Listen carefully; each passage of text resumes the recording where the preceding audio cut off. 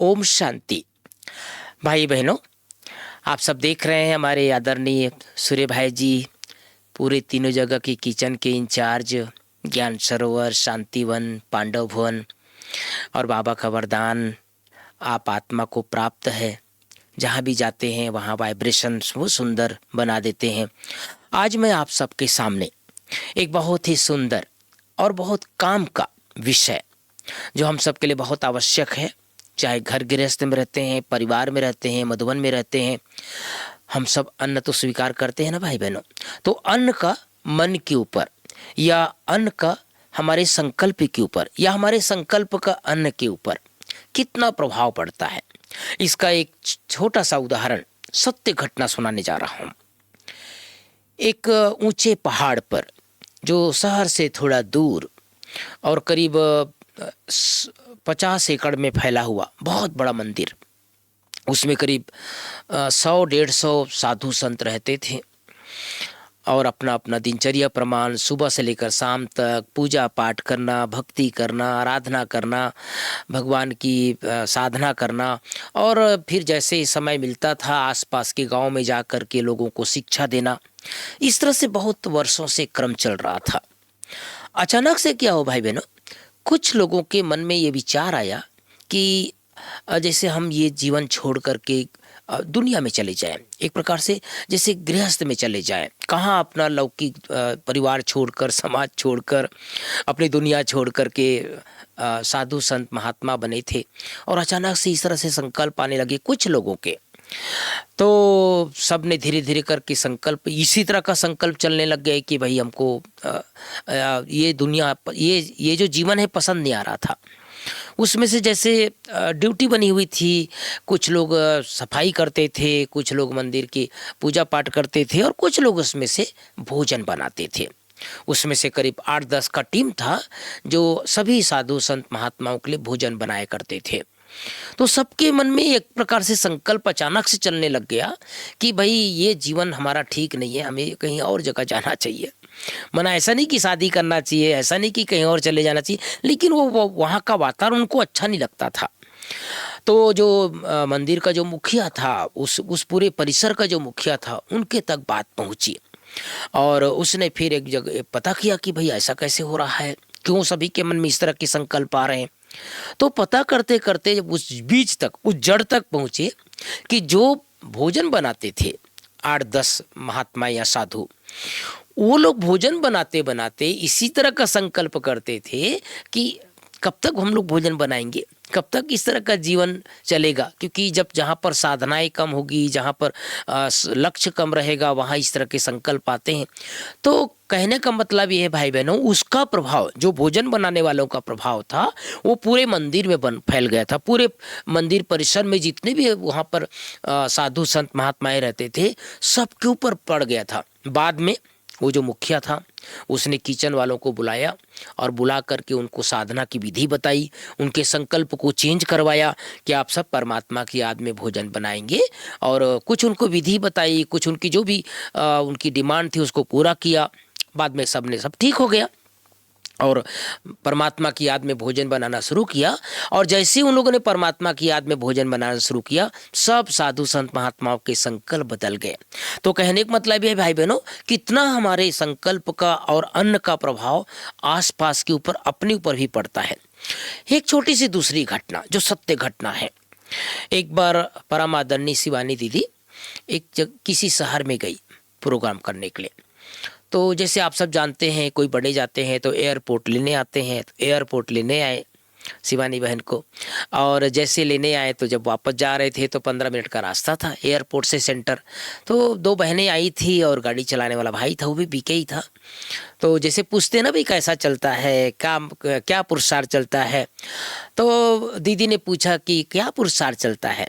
तो दोनों बहनें जो छोटी थी उन लोगों ने कहा दीदी सब कुछ ठीक है, लेकिन कभी कभी ऐसा लगता है कि मन में ऐसा संकल्प आता है कि इस सेंटर को बदल करके दूसरे सेंटर चले जाएं। तो दीदी ने सारा पता किया, बहुत विस्तार, लेकिन मैं सार में सुना रहा हूँ कि उनका पूरा टीम था 15-20 लोगों का। और पता चला कि भोजन जो बनाती थी बहनें, कुछ बहनें, उनके मन में ये बार बार विचार आता था कि दूसरी जगह जाना चाहिए, दूसरी जगह जाना चाहिए। उसका प्रभाव पूरे सेंटर पर सभी बहनों के ऊपर पड़ने लग गया था। फिर उसने किचन वालों से मिली, किचन वालों को थोड़ा सा गाइडलाइन दिया कैसे बाबा की याद में अव्यक्त बाप दादा की मुरली सुनते सुनते वो भोजन बनाना है। और उस थोड़े दिन के बाद सब कुछ ठीक हो गया। एक और छोटी सी तीसरी घटना, एक छोटी सी कन्या 8 साल 9 साल की, जो दुनिया देखी नहीं थी, मतलब उसके लिए दुनिया बाबा ही, और बाबा का घर ही उसके लिए दुनिया थी। उनके माँ बाप ज्ञान में, माँ बाप की एक ही बेटी, और बस बाबा के घर में आना जाना, पढ़ाई लिखाई करना, छुट्टी के समय बाबा घर में रहना, इस तरह से उसका जीवन एकदम आध्यात्मिक। जब वो 25 साल की हुई, 9 साल की उम्र से बाबा के ज्ञान में, और जब 25 साल की हुई तो ट्रेनिंग के लिए ऐसी जगह जाना पड़ा जहां बाबा का सेंटर नहीं था। सेंटर नहीं था, वो गई वहाँ पर, उसको ट्रेनिंग करना था। और तो माँ बाप ने उसको थोड़ा बहुत भोजन बनाना सिखा के भेजा था, भाई बहनों की बाहर का मत खाना, जो भी बनाना है अपने हाथ से बनाना। लेकिन जैसे आप सब जानते हैं, हर एक की बस की बात नहीं होती भोजन बनाना। वो जब गई तो वहाँ कुछ दिन तो भोजन बनाना अपने हाथ से शुरू किया, लेकिन उससे भोजन बनता नहीं था। दाल बनाती थी तो कभी जल जाता था, चावल बनाती थी तो कभी गीला हो जाता था, रोटी बनाती थी तो रोटी का टेढ़ा मेढ़ा बन जाता था, सब्जी भी कभी नमक कभी कम, बहुत परेशानी होने लग गई। और खाने पीने के थोड़ी शौकीन थी वो कन्या। तो उसने कहा कि भाई ये तो मेरे बस की बात नहीं है, क्योंकि टाइम भी कम रहता था, वो ट्रेनिंग के लिए जाती थी फिर वापस आती थी कमरे में। तो उसने सोचा कि ये तो मेरे लिए असंभव है, मैं अपने हाथ से भोजन बनाना बहुत मुश्किल काम है। तो वहाँ तो बाबा का सेंटर तो था नहीं, ये सत्य घटना है, सेंटर था नहीं। फिर उसने एक माता को ढूंढा जो बीके नहीं थी लेकिन सात्विक थी। तो उसको पूछा कि भाई माता जी मेरे लिए खाना बना दोगी, जो भी पैसा लगेगा मैं दे दूंगी। तो उसने कहा कि ठीक है माता दीदी मैं बना दूंगी। तो उसको बताया कि भाई बिना लहसुन प्याज का बनाना, मेरे लिए दाल चावल सब्जी रोटी जो भी बनाना, लेकिन सात्विक बनाना। तो बनाना शुरू कर दिया उस माता जी ने, बना करके देना शुरू कर दिया। टाइम पर नाश्ता भोजन सब मिल जाता था, जो भी पेमेंट देना होता था वो बहन दे देती थी।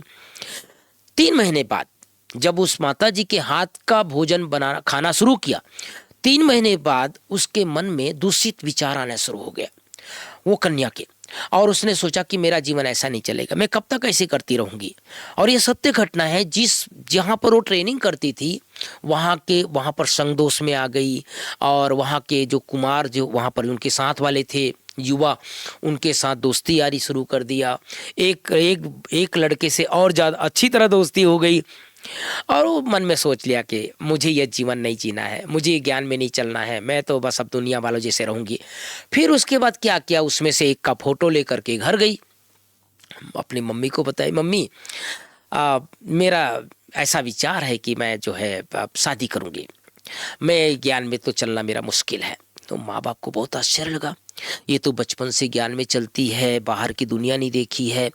संयोग से भाई बहनों उस परिवार का आदरणीय शिवानी बहन के साथ बहुत मधुर कनेक्शन है। तो उनकी माँ ने शिवानी बहन को फ़ोन किया कि दीदी ऐसी सी बात है, हमारी बेटी जो है बचपन से ज्ञान में तो चलती है, बाहर का खाती नहीं थी, लेकिन अभी उसकी अपनी पता नहीं क्या हुआ है कि ऐसा ऐसा एक फ़ोटो लेकर के आई है और शादी करूँगी बोलती है। तो शिवानी बहन ने कहा कि मेरे से बात कराओ।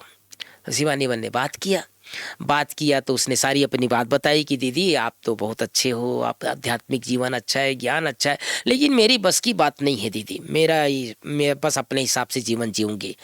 तो शिवानी बहन ने कहा कि देखो ठीक है कोई बात नहीं, आप अपने हिसाब से जीवन जीना, लेकिन मेरी एक कहना मान लो। तो उसने कहा बोलो दीदी।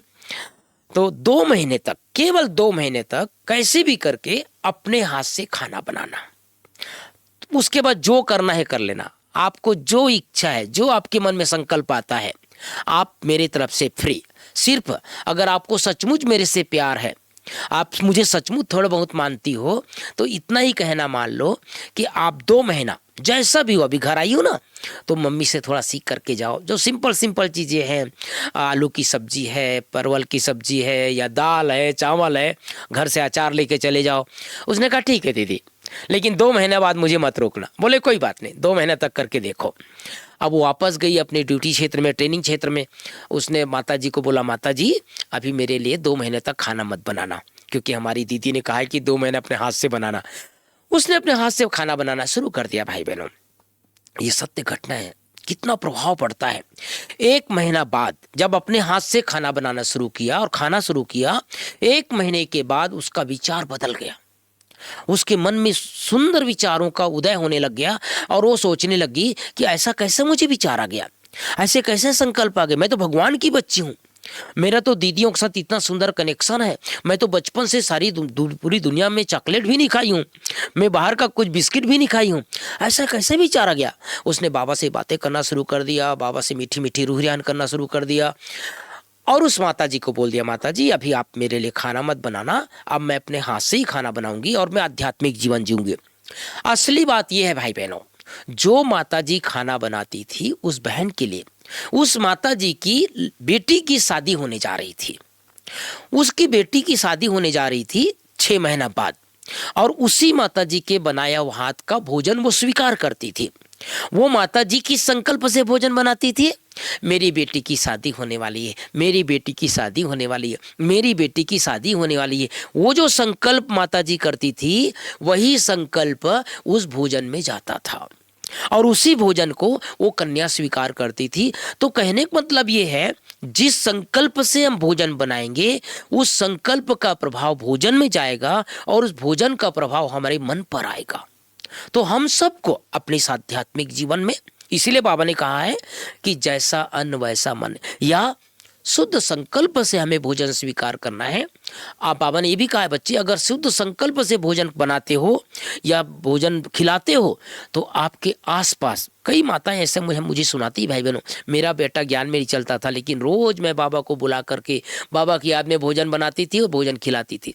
वो बेटा ज्ञान में चलने लग गया। किसी का पति ज्ञान में नहीं चलते थे, विरोधी थे, लेकिन बाबा की याद में भोजन बनाया और रोज परोसते समय 3 संकल्प, मैं मास्टर सर्वशक्तिवान हूँ, मैं इष्ट देवी हूँ, मैं महान आत्मा हूँ, इस संकल्प से भोजन खिलाते थे। उनका हृदय चेंज हो गया। तो हृदय परिवर्तन के लिए शुद्ध भोजन और शुद्ध संकल्प आवश्यक है। जो भी बाबा ने नियम बनाया है ये हम सबके लिए कल्याणकारी है। तो ये ध्यान रखें, जो भी भोजन बनाते हैं हम सब, मैं आपको बता देना चाहता हूँ, ये क्लास जो मैंने घटना सुनाया, ये आज से लगभग 1 साल पहले हमारे रोटी डिपार्टमेंट में शिवानी बनाई थी और सारे किचन वालों के साथ बैठी थी, तब ये बात सुनाई थी। और तब से हम लोग, ये लगभग 1 साल हो गया हमारे, आप जब भी आप कैंसर में आओ देखोगे किचन में चाहे रोटी डिपार्टमेंट में, हम लोग 5 मिनट बाबा का आह्वान करते हैं, बाबा को याद करते हैं, उसके बाद ही भोजन बनाना शुरुआत करते हैं। तो ये सुंदर विधि है, अपने अपने घरों में चाहे सेंटर पर बाबा का आह्वान करें और अव्यक्त वाणी सुनते हुए या बाबा की मुरली सुनते हुए या अच्छे बड़े लोगों का क्लास सुनते हुए भोजन बनाएं, उसका प्रभाव सबके ऊपर पड़ेगा। ओम शांति, ओम शांति।